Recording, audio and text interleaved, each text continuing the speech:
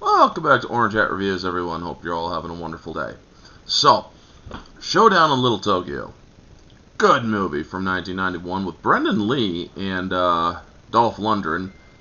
This movie has a great cast with cary-hiroyuki Tagawa, who played Shang Tsung later in Mortal Kombat. Tia Carrere, great actress. The actor Toshishiro Obata, is actually, or they misquoted, or they mislabeled his name, Toshiro. It's actually Toshishiro. He's also known from the Teenage Mutant Ninja Turtle movies, 1 and 2, One and 2, Secrets of the Ooze. This film was actually quite well put together. It's one of those campy movies of a cop plus with with a mix of the Japanese culture in it. And Brandon Lee, this movie is a campy action flick. Let's just say that.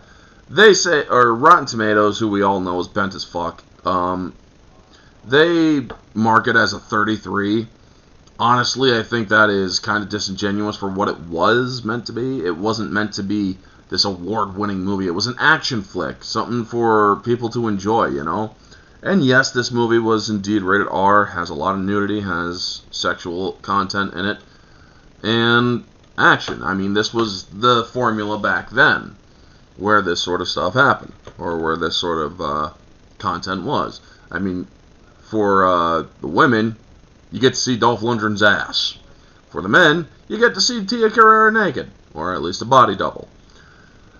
But yeah, this movie has flaws as well. I mean, there's a scene I was going to try showing you, however, YouTube does protected content and whatnot, so they won't allow it to be shared, where in the beginning of the movie, the bad guys are trying, or some of the bad guys are trying to run down Dolph Lundgren, and he does a jump kick over the Cadillac that is trying to run him over. However, if you run that by, or if you're paying very close attention, and even then go back scene by scene, you'll see that he's doing a spring jump, or they literally have a spring-loaded platform that launches him up, and the car, or he's to the side of the car. The car's coming at you like this, and he's way over here to do the spring stunt to make it look like he jumped over the car. So the problem was, you literally see the contraption in the shot if you're paying very close attention. But they still did a good job with the action. I mean, this movie is crazy enough that they actually have freaking Dolph Lundgren total dressed up like he's actually from Japan in the final sequence. Instead of dressing up like a cop, because him and Brendan Lee are cops, they have him dressed up like he's freaking part of a Japanese parade, which they actually end up going into for the final scenes. Oh my god, this movie does have its moments. Cary-hiroyuki Tagawa, he plays villains very well. He played the Shogun very well in 47 Ronin, but in this movie, in the 90s, he was typecast as a villain a lot of the time. Even while I was watching this movie, my mom was watching Baywatch on television, and he was actually one of the villains in that episode. So I was like, oh my god, what a nutty coincidence. However, this film, excuse me, it has great laughs, it has good moments, it has kind of weird moments, and fucking crazy dialogue by Brendan Lee, dude. It's like, I'm going to help you get this guy, and after we're done, we're going to go eat some raw fish off of these naked chicks. And I'm thinking to myself, okay, yeah, this dude's freaking Wile E. Coyote. And I really do like it. And they also do have a kind of a nice reverse pattern, so to speak, because you think that the character of Brendan Lee would be the one that was from Tokyo, helped that was raised in Tokyo. No, it's actually Dolph Lundgren who grew up in Tokyo, learned Japanese culture, and is very fluent in Japanese. Now, Dolph Lundgren is a martial artist, folks. He is a very high-ranked martial artist, if I remember correctly. And he's been doing it for years. So, yeah, it's very much a brick shithouse that knows martial arts. Very deadly combination. So when you see him and Jet Li fighting in the movie The Expendables, just know he could, or everybody's like, Jet Li would kick his ass. It's like, actually, no, Dolph Lundgren could probably kick his ass.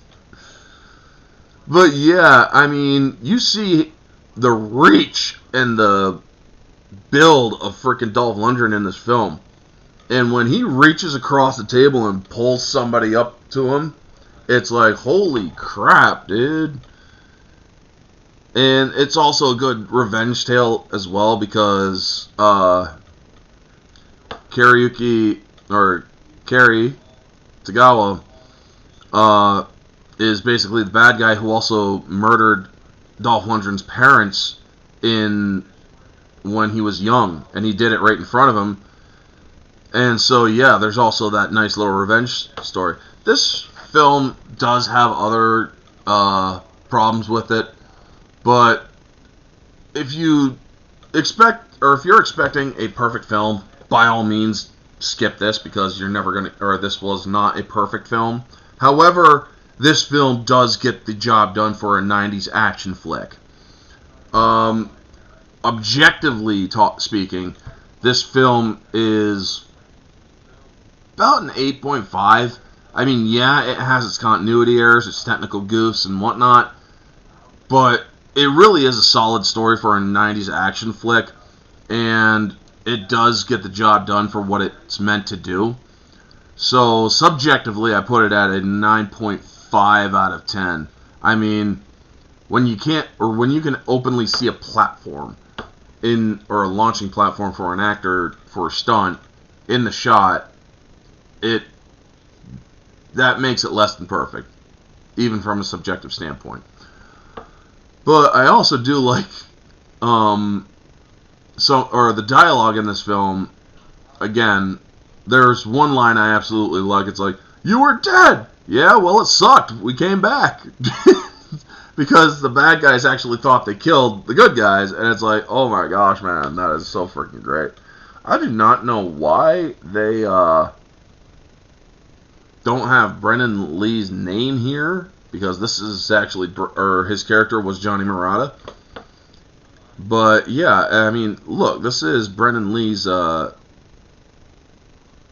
filmography, Rapid Fire, which I plan on getting. Well, it looks like I'm also going to want to get that one as well. And I just got a message, so hold off on that. But yes, definitely going to want to look at these later on. But yeah, Showdown in Little Tokyo, great action flick, great fight sequences. I mean, when Brendan Lee does fighting, you really see how he adopts his father's style, Jeet Kune Do, because he learned from his father, plus he learned elsewhere as well, I do believe. So, Dolph Lundgren, also, great action from him. The climactic scene, where it's a sword fight between Cary Tagawa and Dolph Lundgren. Oh my god, man. It gets bloody, but then it also gets kind of ridiculous at the end when Cary loses, because it's during a Japanese festival, and, well, I'm not going to spoil the surprise if you haven't seen this movie. Great friggin' movie, great lines, great acting. Tia Carrere was also great in this. Not just because of her body, but she's a great actress in her own right. She actually does I loved her in True Lies. I mean, she plays great good person, she plays great bad person. And I'd love to see more of her work. I mean, besides True Lies and this one, I'm trying to remember what else I've seen her in. I mean, holy crap, she's got a pretty good, She was in Lilo and Stitch? Or, no, she was in Leroy and Stitch. Which role did she play in Lilo and Stitch? Was she, Yep, she was Nani. Holy crap. Well, there you go. I did not know that was her voice. Relic Hunter? Okay, that's interesting. Free with ads. I'll have to check this out sometime then. That's right, she was in Call the Conqueror. So, yeah, there's that one. Wayne's World, or Wayne's World 2, rather, and Wayne's World. Yep, I do remember those, or she was in those ones. Haven't seen them in a long time, but, yeah. But, yes, Tia Carrere, always beautiful. She did a good job. Everybody did a good job in this. I mean, I really do enjoy this film, mainly because it's not like the new ones today. I mean, even you could take out the sex scene if you wanted to, and it'd still be great. You could yes, there's a lot of nudity because, well, they're going into adult clubs and whatnot. So yes, there's also drug use in this movie. So trigger warning. But other than that, moviegoer, this film does hold about a 10 out of 10 because it keeps you interested. It's a good action flick. You're laughing all the way through the dialogue between Brendan Lee and Dolph Lundgren. It really is an enjoyable movie to watch. Anyway, folks, that's going to be the review for Showdown in Little Tokyo. If you like this video, please feel free to like, comment, subscribe, share, all that jazz. Let me know your thoughts down in the comment section below. Have you seen this movie? Did you know it existed? If you did, what were your favorite parts in it? Let me know all your thoughts down in the comment section below, folks. This has been Orange Hat Reviews. Have a wonderful day, and always remember, stay humble.